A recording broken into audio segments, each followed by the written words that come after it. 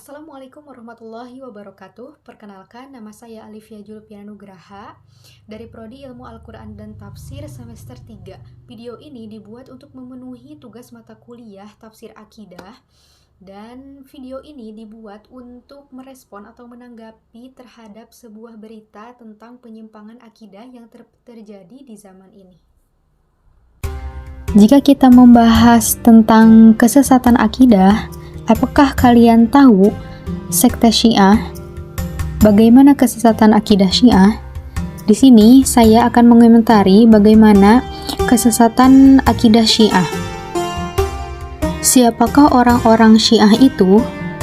Ulama mereka yang bernama Muhammad bin Muhammad An-Nu'man yang memberi gelar dengan Al-Mufid memberikan jawaban bahwa mereka adalah pengikut Amirul Mukminin Ali bin Abi Thalib Shallallahu Alaihi Wasallam secara loyal, meyakini hak keimanan atau kepemimpinannya setelah Rasulullah Shallallahu Alaihi Wasallam wafat tanpa jeda, menafikan keimanan khalifah-khalifah sebelumnya dan menjadikannya dalam ranah akidah sebagai orang yang mereka ikuti, bukan sebagai pengikut salah seorang dari mereka dalam hal keteladanan. Bagaimana awal munculnya sekte Syiah? Pendapat yang paling kuat menurut para ulama bahwa Syiah dibentuk dan dimunculkan oleh Abdullah bin Saba al-Yahudi. Bahkan, inilah yang diakui oleh kitab-kitab sekte Syiah sendiri. Kitab-kitab tersebut menyebutkan bahwa Ibnu Saba al-Yahudi adalah orang yang pertama kali mengenalkan keimanan kepemimpinannya Ali radhiyallahu anhu. Ini adalah akidah mereka yang menyatakan keimanan Ali, dan ini merupakan dasar pemahaman Syiah. Kitab-kitab tersebut juga menyebutkan bahwa dia adalah orang yang pertama yang memunculkan celaan terhadap Abu Bakar, Umar, dan Utsman radhiyallahu anhum. Dialah orang pertama yang memunculkan keyakinan Raja'ah dan menyatakan Ali radhiyallahu anhu sebagai Tuhan, serta keyakinan-keyakinan lainnya. Tokoh mereka, Hasan An-Nubakti, berkata, Asy-Syaiba'iyah adalah para pengikut Abdullah bin Saba. Dia termasuk yang menginisiasi celaan kepada Abu Bakar, Umar, Utsman, dan para sahabat serta berlepas diri dari mereka. Dia mengatakan bahwa Ali alaihi salam yang memerintahkan hal tersebut kepadanya. Ali kemudian memanggilnya dan menanyakan perkataannya tersebut, dan dia mengakuinya. Maka Ali pun memerintahkan untuk membunuhnya. Sampai pada perkataannya, sejumlah ulama dari pengikut Ali membunuhnya. Sampai pada perkataannya, sejumlah ulama dari pengikut Ali alaihi salam menceritakan bahwa Abdullah bin Saba adalah orang Yahudi. Kemudian dia masuk Islam dan loyal kepada Ali alaihi salam. Dia meyakini keyakinan ini ketika masih beragama Yahudi terkait kepemimpinan Yusha bin Nun setelah Nabi Musa alaihi salam wafatnya. Ketika dia masuk Islam setelah Nabi Shallallahu Alaihi Wasallam wafat, maka dia meyakini hal yang sama terhadap Ali alaihi salam. Dia adalah orang pertama yang mengenalkan wajibnya keimanan Ali alaihi salam serta menyatakan sifat barok, berlepas diri dari musuh-musuhnya dan mengkafirkan mereka. Dari sini, orang-orang yang menyelisihi Syiah mengatakan bahwa asal paham Rafidhah diambil dari agama Yahudi.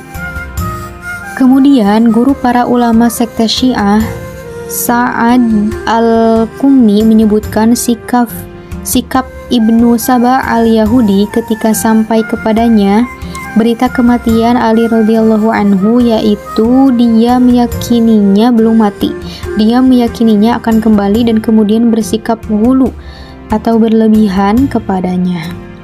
Syiah dikenal dengan sebutan Rafidhah karena mereka menolak mengakui khilafah Abu Bakar radhiyallahu anhu dan Umar radhiyallahu anhu bin Khattab, dan penolakan mereka atas sanjungan Zaid bin Ali bin Husain terhadap dua orang terbaik umat itu. Mereka menyikapi jawaban Zaid bin Ali bin Husain dengan rafadhonaka, yang artinya kami menolak jawabanmu. Akhirnya mereka dikenal dengan nama Rafidhah. Rafidhah adalah salah satu sekte Syiah dan memiliki banyak nama, di antaranya Al-Ithna Asy'ariyah, Ja'fariyah, Imamiyah, dan nama yang lainnya, akan tetapi hakikatnya sama.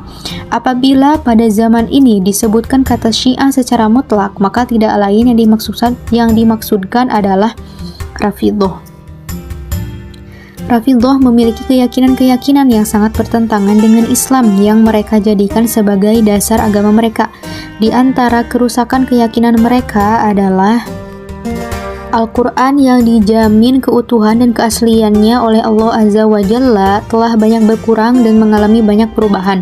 Bahkan menurut mereka, Al-Quran hanya sepertiga dari Al-Quran yang dipegang Ali bin Abi Thalib radhiyallahu anhu yang mereka sebut dengan Mushaf Fatimah, yang turun-temurun dibawa oleh para imam dan sekarang dibawa oleh Imam Al-Muntazor, imam yang mereka tunggu kedatangannya. Al-Quran tidak bisa dipahami kecuali dengan penafsiran para imam 12. Yang ketiga, mereka melakukan taktil atau meniadakan nama-nama dari dan sifat-sifat Allah Azza wa Jalla, sehingga dalam konteks ini mereka termasuk kaum Jahmiyah. Yang keempat, iman dalam pandangan mereka adalah mengenal dan mencintai para imam. Yang kelima, mereka menafikan takdir sehingga mereka termasuk golongan Qadariyah atau kelompok yang tidak mengimani takdir. Yang keenam, mereka meyakini Rasulullah SAW berwasiat kepada Ali untuk menggantikannya sebagai khalifah sepeninggalannya.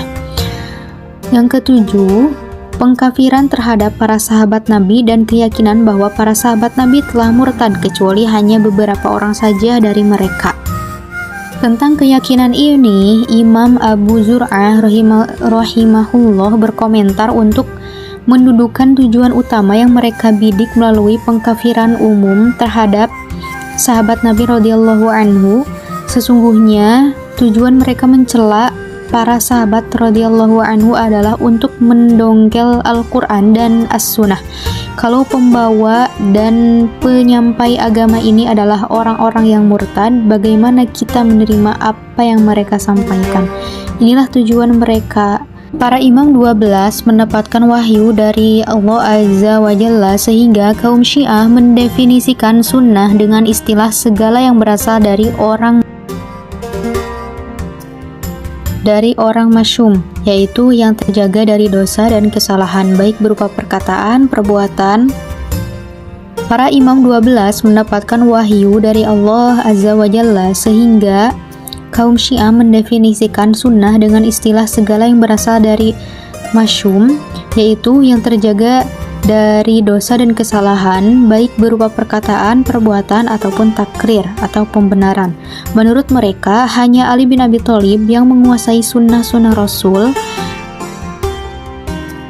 Yang kesembilan, imamah atau kepemimpinan kaum muslimin hanya dipegang oleh imam 12.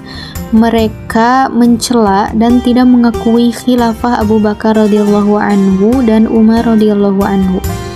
Tentang keyakinan ini, Imam Syafi'i berkata, barang siapa tidak mengakui khilafah atau kepemimpinan Abu Bakar radhiyallahu anhu dan Umar radhiyallahu anhu, dia adalah seorang Rafidhi.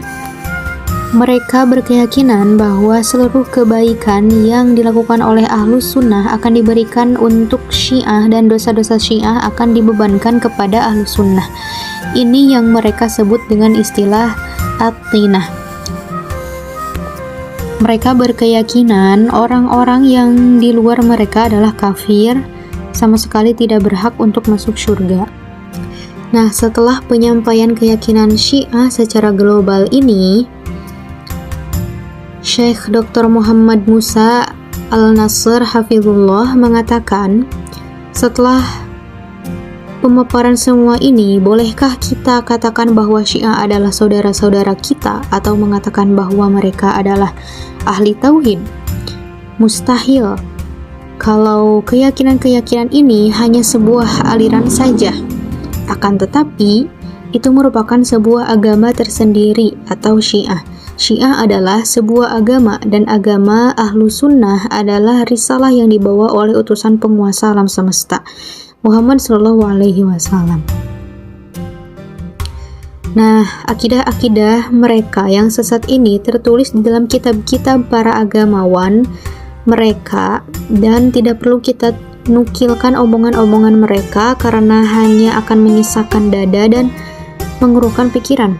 Orang-orang yang masih memiliki akal sehat dan pikiran yang lurus akan enggan mendengarkannya, apalagi sampai mau mengikuti mereka. Jelas-jelas mereka adalah sesat dan mereka merupakan orang-orang yang sesat dalam akidah. Allah Subhanahu wa Ta'ala telah mendatangkan dari kalangan Ahlus Sunnah orang-orang ulama yang mematahkan syubhat mereka, menguliti kegelapan akidah mereka, menguak kesesatan kebodohan mereka, membantah kedustaan mereka, menjelaskan pengkaburan dan penipuan yang mereka lakukan, membuka kedok kepalsuan dan penyimpangan mereka, membersihkan nama para sahabat Rasulullah dari kedustaan dan celaan-celaan yang mereka lancarkan. Jadi sudah jelas bahwa Syiah ini merupakan kelompok yang sesat dan tidak termasuk kepada agama Islam, melainkan Syiah adalah agama yang berdiri sendiri atau agama yang di luar Islam. Bahkan Syiah ini bisa disebut dengan agama Syiah. Sudah terlihat jelas penyimpangan akidah yang dilakukan oleh orang-orang Syiah atau sekte Syiah yang mempercayai 12 imam sebagai acuannya, dan Al-Quran telah banyak dirubah oleh mereka, dan mereka beranggapan bahwa orang-orang yang di luar Syiah itu adalah kafir dan tidak akan masuk surga. Itulah fenomena kesesatan akidah khususnya yang dilakukan oleh orang-orang Syiah. Semoga kita bisa membedakan mana yang baik dan mana yang benar, dan tidak. Sekian yang dapat saya sampaikan. Wassalamualaikum warahmatullahi wabarakatuh.